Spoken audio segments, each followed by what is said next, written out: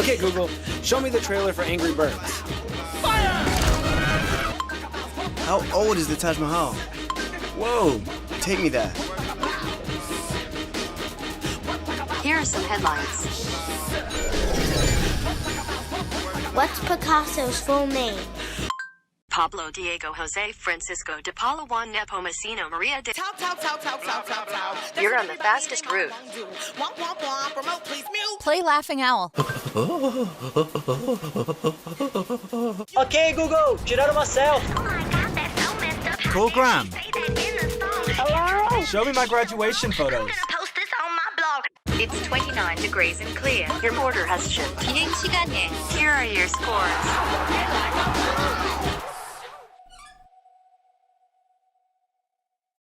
All right, finally, we're going to get to our guest speaker today. Our keynote speaker is the owner of Kiker Learning.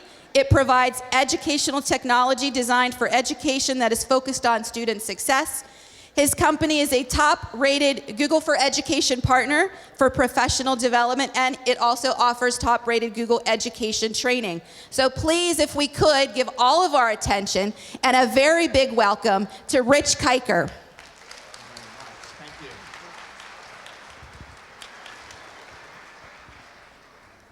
All right, good morning, everyone.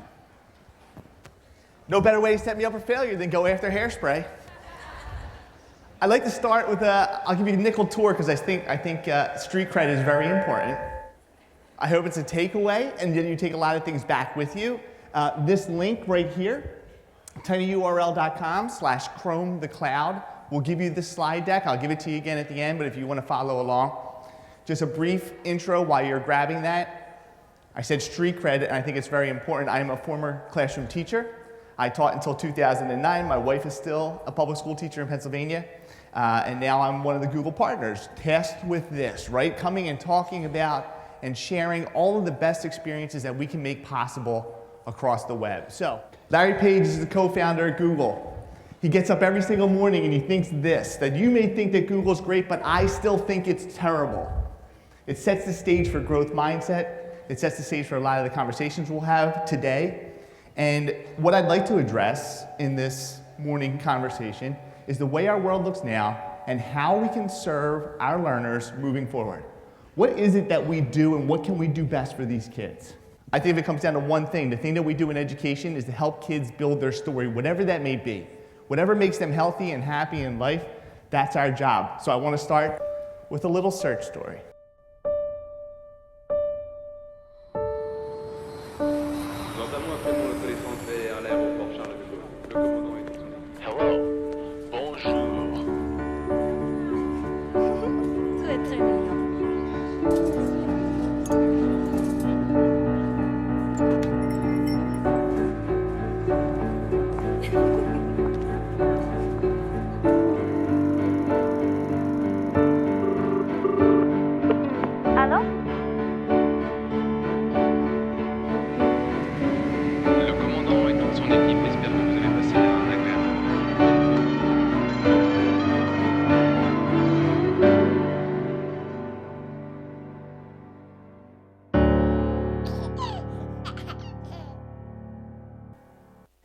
We're talking a lot about information and what's happening in the world, but to set this stage, yes, we have Google, we have the web, we have information everywhere at our fingertips.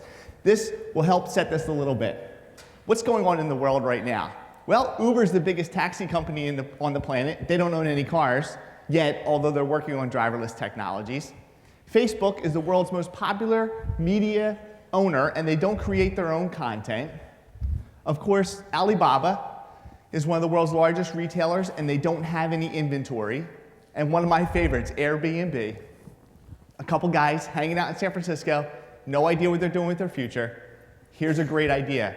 Let's buy some air mattresses, put them on the living room floor, and rent them to people who can't find hotel rooms in San Francisco on our filthy living room floor.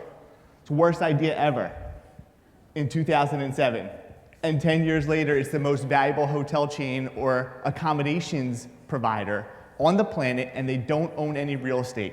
More valuable than Hilton and Marriott combined. A valuation currently somewhere around $30 billion. You can rent your garage on Airbnb. So that's what's happening, right? We're in this knowledge economy, and the success is built in and around those who know that and can build systems around it. The idea of readiness. What are we getting ready for? That's what my Christmas list looked like. Game Boys circled. I craftily crossed out the price tag. Here's what a kid's recently looked like. Dear Santa, how are you? I'm good. Here's what I want for Christmas. And wrote out the entire Amazon link. And gave that to mom and dad. They're there. They're ready for this. They're doing it already, right? If you've ever seen the YouTube videos of the kids who are like looking at a real magazine, do you remember those? Actual magazines? And they're looking at the ads and they're trying to swipe the paper. It's hilarious, right? They're natives. They live in this space. So if we're already there, and they're truly born for the internet, well, I'll just show you. Push, push.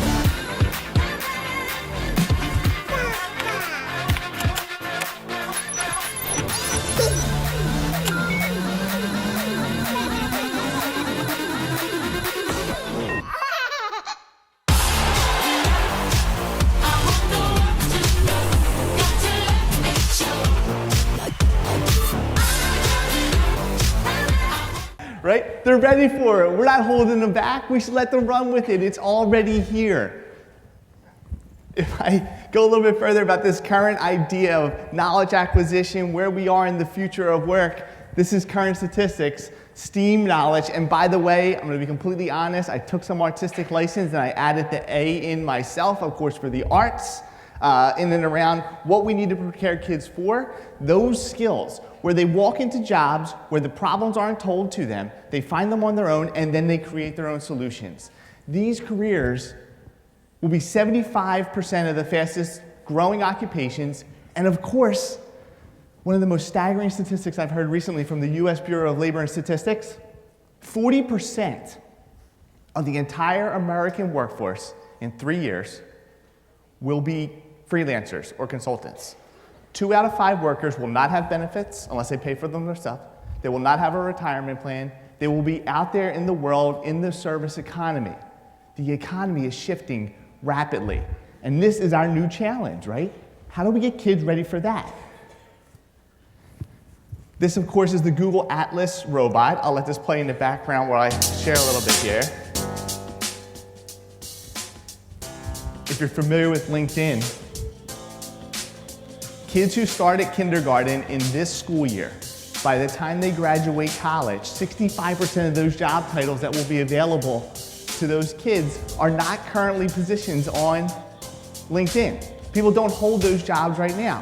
And I know it's funny, we talk, or I guess cliche I should say, we talk about this idea that we're preparing kids for jobs that don't exist.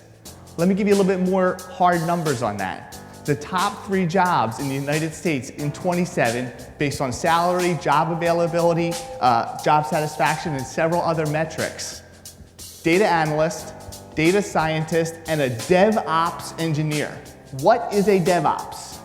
I don't even know what that is. There's 3 jobs that didn't exist 10 years ago, and they're the top 3 jobs in the United States right now. This is a robot from Boston Dynamics. If the last 25 years has been about internet readiness and getting connected, the next 25 years is going to be around automation, robotics, and artificial intelligence. We will have robots everywhere. We will have robots able to go into war zones or into natural disaster areas and recover and help us as a species, as the human race. That's probably the point when you feel bad for it. It's a robot.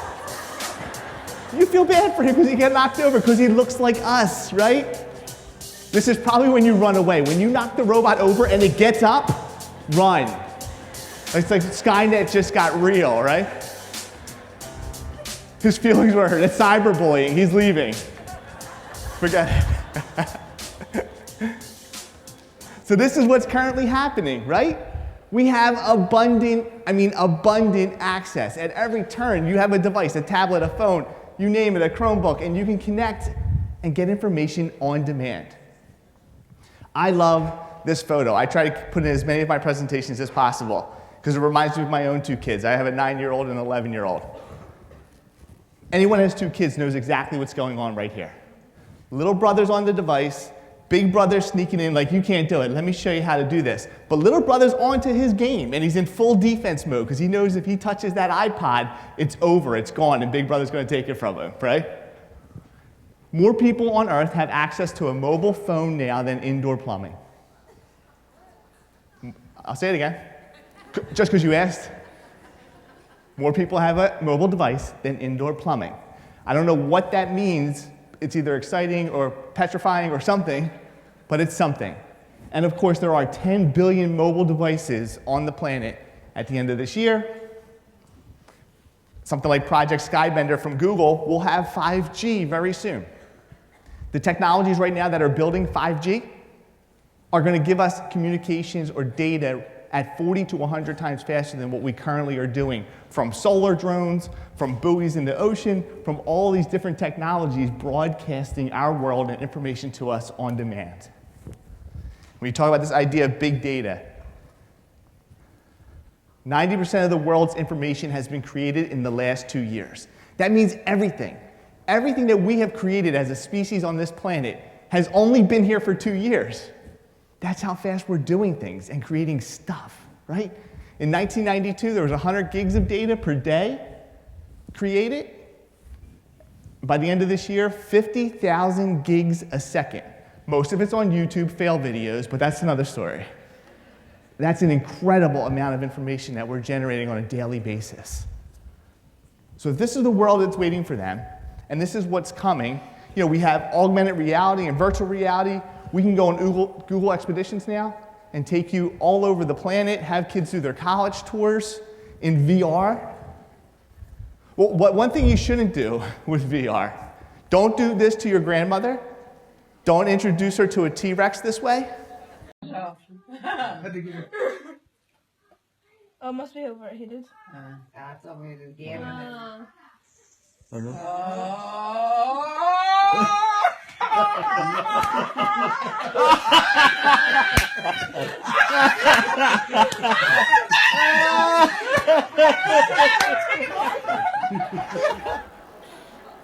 It's just not right.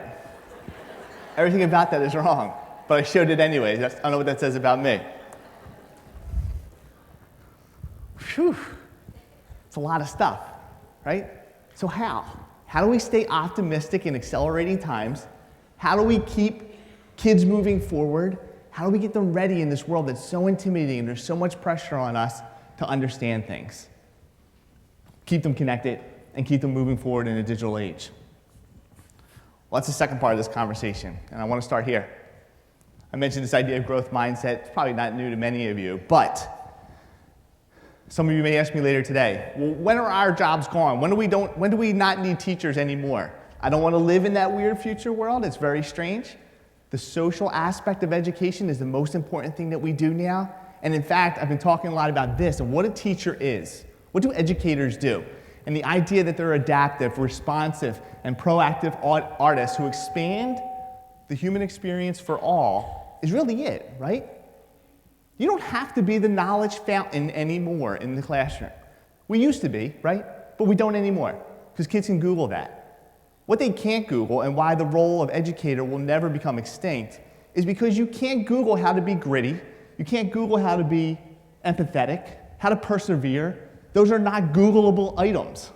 Those are things that you only get by building relationships with kids, making them feel valued, and creating a culture where we're truly honest about how we learn, right? We've always thought about learning as the road, straight ahead, linear, anticipated, navigable, like we do chapter 2 and then we do chapter 3.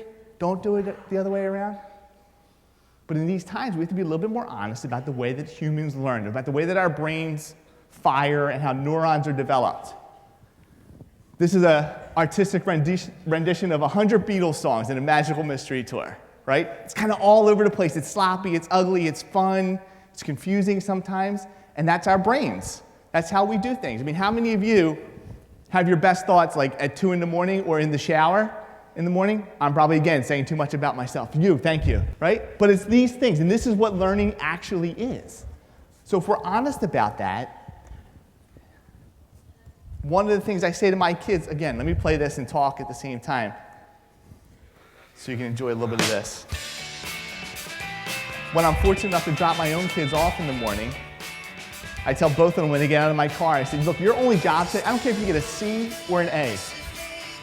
If you work like a boxer and think like an artist, that's all I care about. Keep that in the back of your mind, everything that you do, whether it's sports or school or the play or any of those things, right?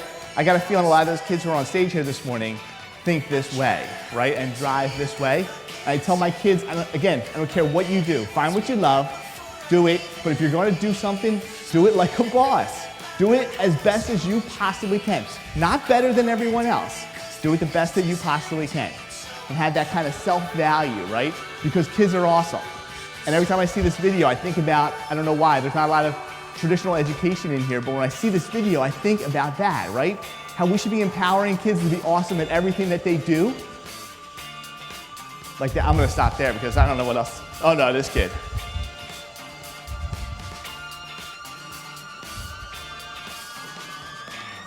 Love it. So that idea of grit, right? And that idea of perseverance and some of the things that come along with that when we're setting this culture in our schools. It's not always about the technology, right? Oftentimes it is. It's one tool to get us to knowledge. It's only a tool though. And when I think about, of course, Michael Jordan, one of his maybe his most famous quote is that he's missed more than 9,000 shots in his career. He's failed over and over again. That's what makes him successful. Because every time he takes a hit, he gets stronger. He's willing to give it a go. And that's what real, authentic risk-taking should be about and is about, which is why I love this couple. They're willing to take a risk.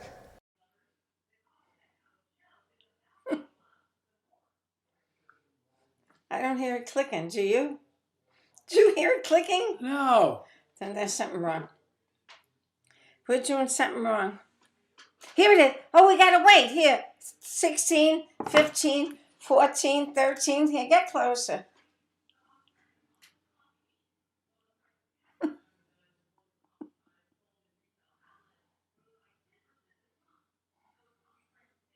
Did you hear it click? Did you hear it click? No.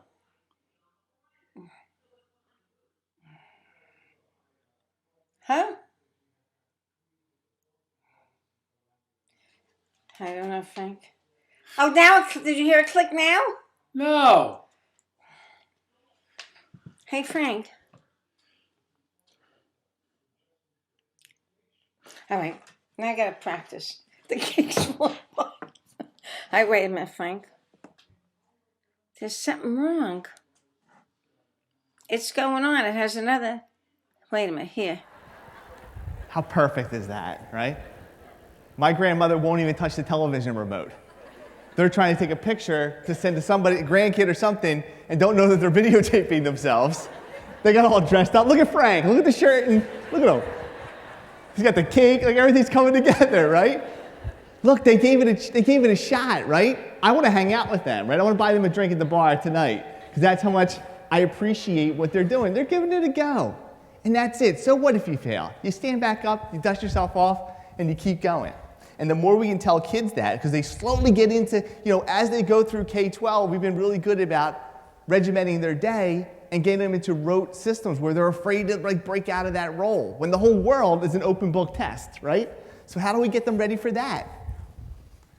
I talk about this idea of flexible competencies often because it's one of the greatest characteristics or one of the greatest skills anyone can develop in wanting to be flexible. This is a picture of this gentleman who's working in a foundry or somewhere. Probably had that job for 35 years, maybe longer, raised a family, did a wonderful thing, probably had a wonderful life. Those jobs don't exist anymore, right? Manufacturing jobs, industry, globalization will not be slowed down at any point moving forward. I share this slide. That's my grandmother with my son when he was, maybe 4 years old, on an iPod Touch. She sat there for hours watching him on this thing and just couldn't wrap her head around it. She's like, I don't understand how all of this works, right? And about 3 years ago, I became a partner. I retired in Pennsylvania. I became a partner at Google for education. And it was like mid-May. And I went to see my grandma. I brought her some donuts and some coffee. I got ripped shorts on and like a Guinness t-shirt. I walk in there and she looks at me. She goes, what are you doing? I said, well, I wanted to see you. I wanted to come say hi. I love you. She says, well, you shouldn't be here. Well, what do you mean? She goes, what's all this Google stuff I'm hearing about? What do you do? I said, well, I just became a partner at Google. We're on the education side, so we're trying to make sure that we put Chromebooks and we get free software in everyone's hands all over the world. And she goes, that's what I'm talking about. Look at you. You don't look like nothing. You got ripped shorts on. I don't know why I'm proud of you, but I am. Because in her world, success looks like the three-piece suit downtown. You go to the office and you run business from 9 to 5, right? The world doesn't look like that anymore. It does in some cases, and it's not always. There's no zero sum here on the change of the world. But it's certainly a different and more dynamic space where you can do almost anything and be successful if you want to be, because of the way we're opened up, because of the way the internet has given us this incredible level of access. One of my favorite authors is a guy named Steven Johnson. He wrote a great book called Where Good Ideas Come From, the Natural Order of Innovation. I may have the subtitle a little wrong, but his best quote in the whole thing: chance favors the connected mind. That when we put people in systems where they can share and collaborate and do their best to explore, and if we encourage their curiosity, amazing things happen. This is Project Tango from Google, and there's already one phone that has this, but if you think about Pokemon Go and all the kids you saw playing last summer running around town, augmented reality, putting information layered on top of the world around us, Project Tango will actually let you take devices, point it at anything in your world, capture that image, and use this incredible processing and rich database of imagery and options to present you information from around your world.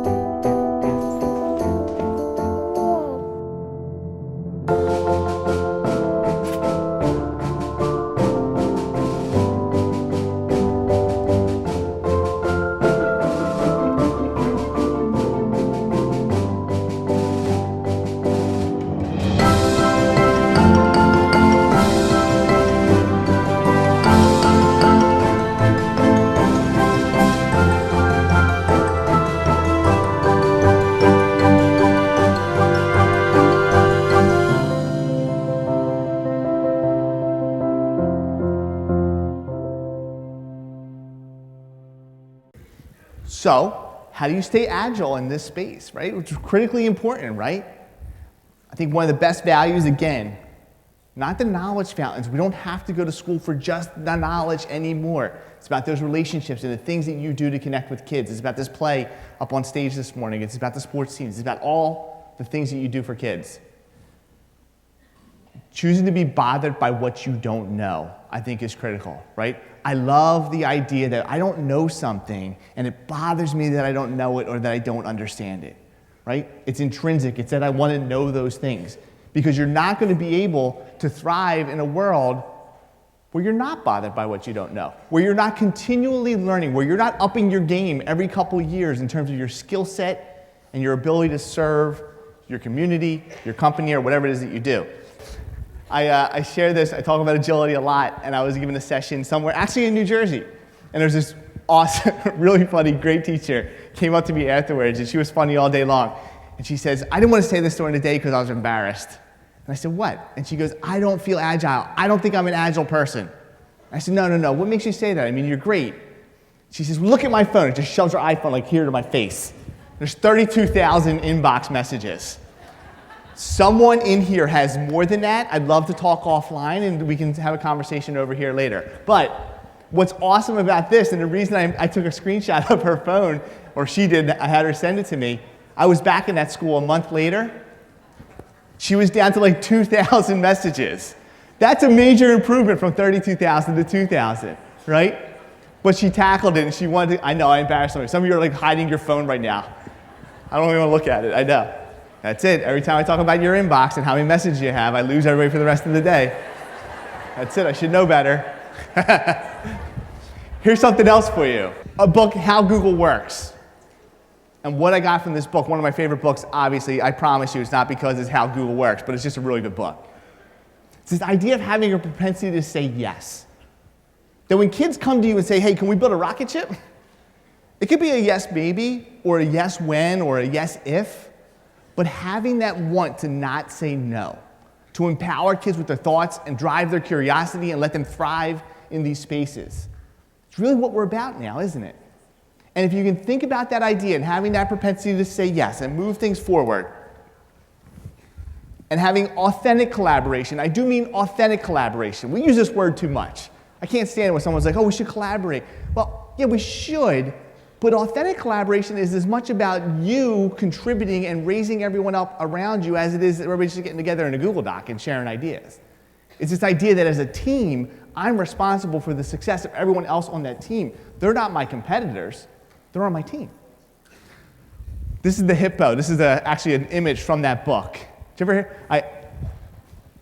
I threw this out one day. I got in trouble for saying it, but I'm going to say it again. Your urgency is not my priority, right? Isn't that true? How many times do you feel like, oh, we have to collaborate. Do this for me by Monday, right? Or we do that to the kids. Look, this is a collaboration, but you have to do it the way that I'm telling you to do it. That's the hippo. At Google, the hippo is the highest paid person's opinion. It doesn't mean anything. You can make $800,000 a year at Google, or there's an intern in that meeting. You all have jeans on, so no one knows who makes what. And it doesn't matter, because everyone in that room works for Google. And everyone's voice is valued. This idea that educators have a moral imperative to share. We don't live in silos anymore, right? There was a time when we did, but our schools can be very different than that. And my friend Dean Sharesky says it so well. If you live in a silo, you're actually a threat to knowledge, and you can cause pain. So, Dan, do we have everything we need for this meeting? It's all right here, sir.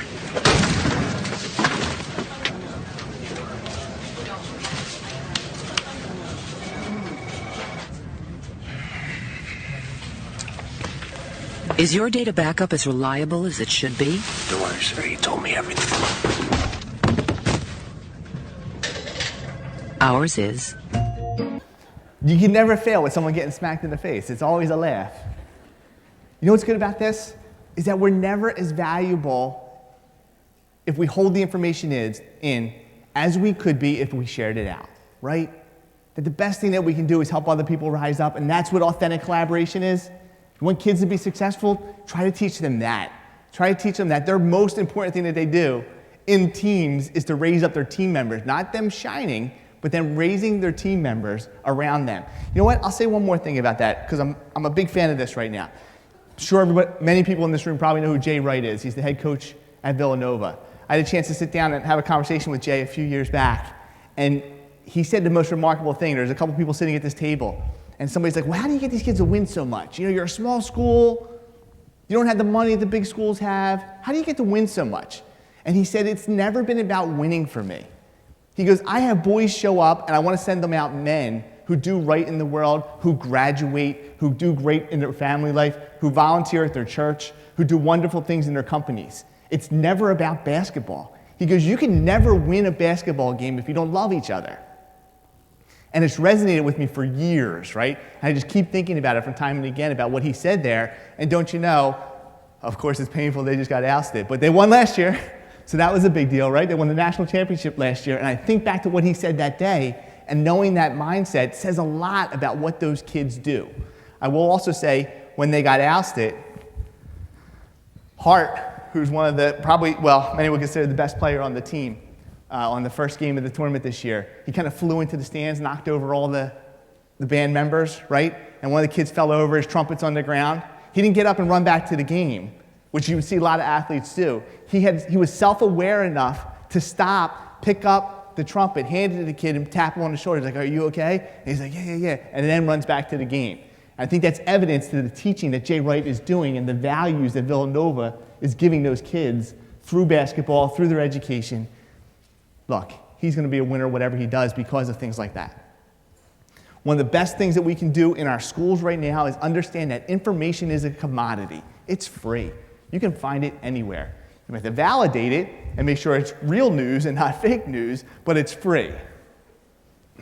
It's also this idea that information is an emerging currency. If one school district is really valuing connectivity and getting kids connected, and they have this throughput, like bandwidth pipe that's enormous, and kids can get to the internet, they can find information. If they're working in groups and they're building something over here, they can Google something over here, and they're quickly getting to that information. But then a district somewhere else is restricting that connection and not letting you get to it as fast as possible. It's a competitive advantage to those kids who are doing that because information is a commodity. They are at a competitive advantage of whatever they're going to do, whether they're going to go into HVAC, college, or raise a family. By having that knowledge and being able to use it effectively, they're winning. And it's true that every kid shows up curious, right? So every kid shows up curious. What are you going to do with that? How do we handle that now in 2017? Because the things that our kids are doing in their downtime, the things that we used to think were games and still are games, can be careers for them. They can be big success points for them. They might come up with this idea.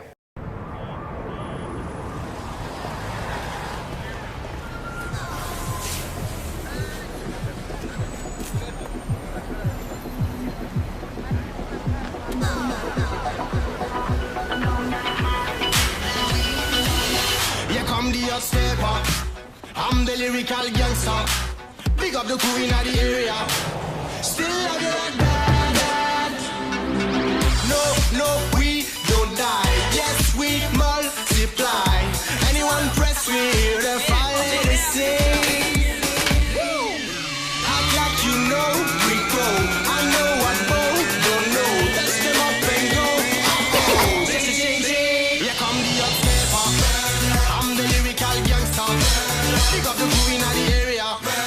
Still love you like that. Here come the upstepper. I'm the lyrical gangster. Excuse me, Mr. Officer.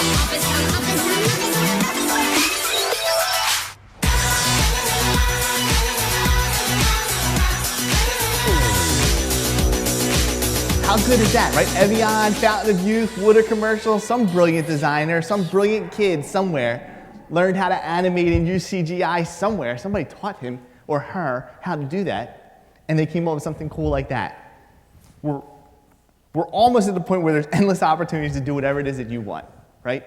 And we have to rethink how we think about education, focus on this idea of the macro education, not get lost in the weeds about one particular topic or one particular chapter, and address the big picture for these kids, right? Culture will devour strategy every single time. The best thing we can do is have this balance of bricks and clicks. It may surprise you, the Google guy standing up here and telling you that the last thing I ever want to see is like this weird online learning world where kids just go to cubicles, and I've seen these schools. I've been in these schools. Kids just go to cubicles and they work on software all day long, and they move to the next cubicle to do math. It is the weirdest thing on the planet, right? It's this balance. It's using the information at your fingertips when it adds the most value. I love the idea. There's a book called Anti-Fragile. There's not a word in the English language that's the opposite of fragile. There is no word that means anti-fragile, right? So that's one of the reasons why the author wrote this book. Anti-fragile is this idea, well, you smash a vase, it breaks. You smash it a lot, it breaks a lot more. If you take a hit and you get stronger, and every time you take a hit or something negative happens in your life, you get stronger and more resilient because of it. That's anti-fragile. It's funny that in English we don't have a word for that, which is what this book is all about. These are the kids at Penn State. who run, you've seen them, you've probably seen them, right? Out on the corners in fall, jiggling their cans, collecting money when it's 12 degrees outside, raising money for kids' cancer. This is the thon that they raise all that money for. And they donate tens of millions of dollars every year. And they have this thon where they come together and fundraise the whole weekend long and just hang out, dance, and party because they raised all this money, which is incredible that they have this ability to think about themselves as serving a population in a different way, right? So anti-fragile. I'll skip this video just for the sake of time, but the cloud plow. Again, what do we want kids to do? Some teacher somewhere let their children design the Google Doodle program or the contest where students all over the world can write their own Google Doodle. You know, sometimes you show it at Google and the logo's different for that day. Kids can do that. There's a competition every year. One of my favorites of all time. Some teacher somewhere said, we're going to do this. And some kid, I forget her name, I think it's Vanessa, I can't really read it up here, but from Wisconsin a few years back when California was going through that tough drought, this kid came up with the cloud plow and wrote to Google and drew this little cloud plow and said, Google, we have a lot of rain in Wisconsin. I know you make a lot of things. Do you think you can make a cloud plow and push some of our rain to the people in California who don't have any rain? Right? Is anyone tearing up? I do sometimes with this one. Some teacher somewhere decided that that's important, that we should do this, and we should come up with the most creative ways to help other people and participate in the Google Doodle competition. All of this comes down to meaning and what is meaningful. And if anyone have ever seen me give a speech or a keynote before, there's a common theme in all of my conversations, and it's my family, right? And these are my kids. And a couple things that we do with our kids that keep them engaged and make sure that meaning through technology and through access to information is as great as possible. Because again, in collaborative spaces, when connected minds come together, whether you're in Silicon Valley, the Parisian coffee houses, ancient Greece, when great people come together and have the ability to share ideas, amazing things happen, right? So here's my two kids. My daughter's a Pinterest freak. I know tonight I'll get home. Hey, Dad, did you know that? And I'm about to get blasted with like 17 facts about muffins and I don't know what else. Cake recipe. It's coming, I know. And I love every minute of it, right? Some nights I have to focus on it. I'm like, I really want to listen to this. I really want to listen. But, you know, it's awesome. She's also, is anyone's kid, raise your hand if your kids are on to Musical.ly, where they make these own videos and like shit, right, see? A lot of you know exactly what I'm talking about. I love this, right? They're setting up stages for 6-second videos, right? And they film themselves doing their own videos, they share with their own friends, and they try to compete a little bit. So Mary Grace is really big into these Musical.lys. I'll just show one real quick. I'm waking up to action dust. I wipe my brow and I sweat my rust. I'm breathing in the chemicals. I'm breaking in. Right? She got the whole sass thing going, the spin of the phone, like the whole thing, right? She does this all the time. She's a real artsy kid. She's really into crafting and arts and her dance classes and all that kind of stuff. We want to empower her with that. We encourage her to use Musical.ly appropriately. Then there's my son, who's the exact opposite of my daughter, who is aggressive, can't hit you hard enough, right? And a few years back, my brother was getting married, and my son loves to dance, but he would never do it outside. His famous line at 6 years old was, "Dudes don't dance, Dad, dudes don't dance." I said, listen, man, someday you're going to want to be the dude that dances. I can promise you that. You will want to be the dude that's dancing. I said, look, if you dance at Uncle Maddie's wedding, I will film it, and I will put it on YouTube. It's like a record scratch in a sitcom, right? He's like, forks drop, plates crash. He looks at me, he's like, what do you mean? I said, you know, Google owns YouTube. Anyone can put anything on YouTube, but Google owns YouTube. I definitely can put stuff on YouTube. He like disappeared for 3 weeks in his room. And like a mirror and his iPod. And here's Richie dancing at Uncle Maddie's wedding. Let's go here for you. Uncle Maddie, listen! All right, here we go.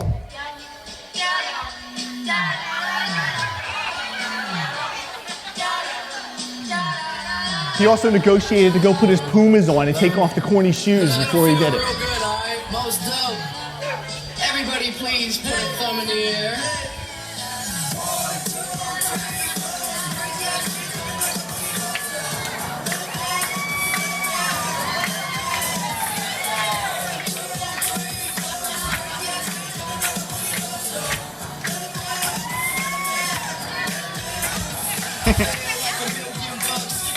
So it keeps going from there. A couple reasons I'm super proud of that kid for that, right? One, it was his first lesson in entrepreneurship. He walked home with $160 because the groomsmen drank too much and were throwing 20s at him. It's my boy. Two, this was in August. By September, he was enrolled in the hip hop and dance class at his sister's dance studio because all of a sudden, I'm on YouTube and I'm bad, right?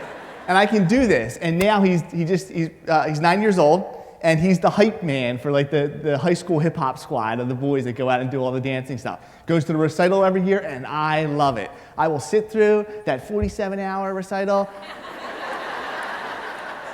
for my kids 9 minutes and I love it.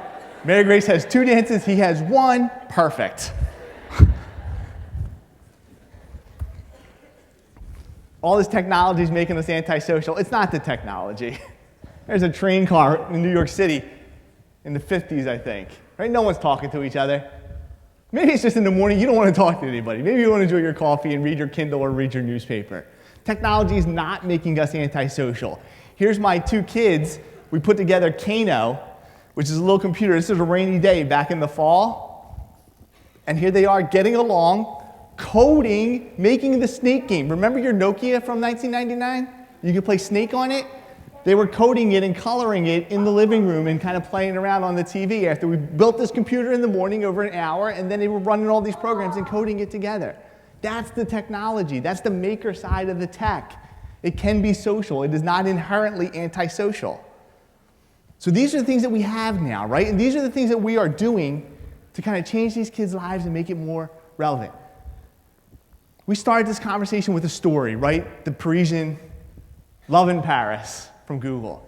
I'm going to end with another story. This is the year in search from last year. This is the way that information is with us. This is the stories that are threaded throughout our lives.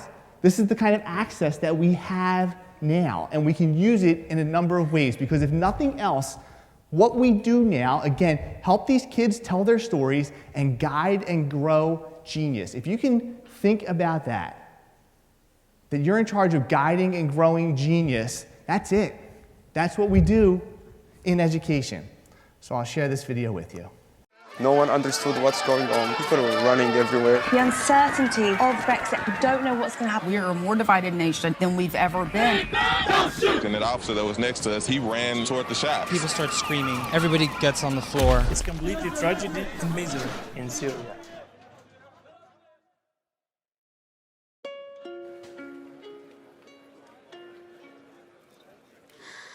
Let's go out and do something we'd never do.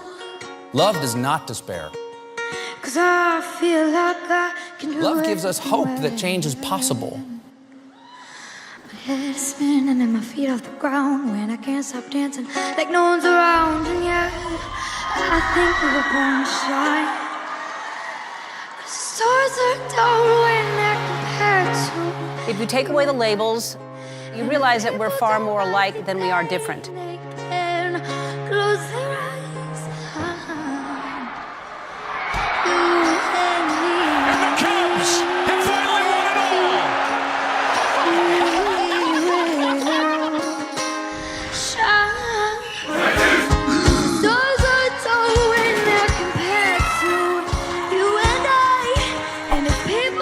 Obama.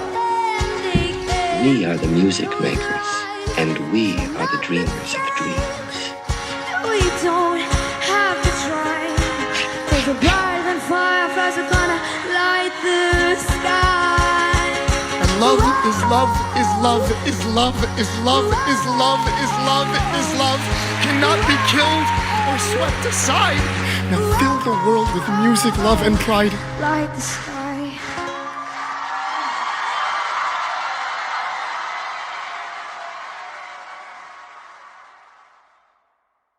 So this is it. This is what we have now. Yes, it is an accelerating time, as I mentioned. We have to thrive in this space now. We have to give these kids the skills to thrive. It's all those other things that you do, from building those relationships, setting that culture, inspiring these kids to do whatever it is they want to be great at. I mentioned that all of this is a link. This is a link, too, to an article that came out recently about this idea of being 1% better. My math friends in the room will appreciate this, I hope, right? This idea, you know what? Looking at technology and getting ready for all this is really tough. It's a big ask. It's a lot. The whole world is going through it. But if you can think about it like this, if you can get 1% better at something every day, just 1% better, and if you can tell kids to get better or help them value being 1% better every day at something, at the end of the year, you're 38 times more effective and proficient in whatever it is you're getting better at. 3,800% better because of 1% a day. That's all it takes. A little bit and a willingness to drive forward and look into this world of growth mindsets. Thank you so much for listening and being a great audience. I'm looking forward to hanging out with you the rest of the day.